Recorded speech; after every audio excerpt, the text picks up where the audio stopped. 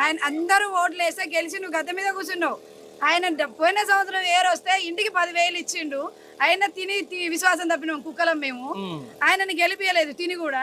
అయినా కూడా ఆయనది మర్చిపోయి నిన్న వచ్చి ఇంటికి 10,000 ఇస్తాగో. ఇప్పుడు పంచుతూరు అటు పెట్టుకోండి, మీరు కెమెరా అటు పెట్టండి, కెమెరా పెట్టండి. పార్టీలు కాదండి, మేము చెప్తున్నాం కదా. ఇవాళ బియ్యము సరుకులు కూరగాయలు ఆయనే పంపించిండు ఇంటికి 10,000. మేము ఆయన తిని ఆయన కోట వేయకున్నా ఆయన పంపించిండు.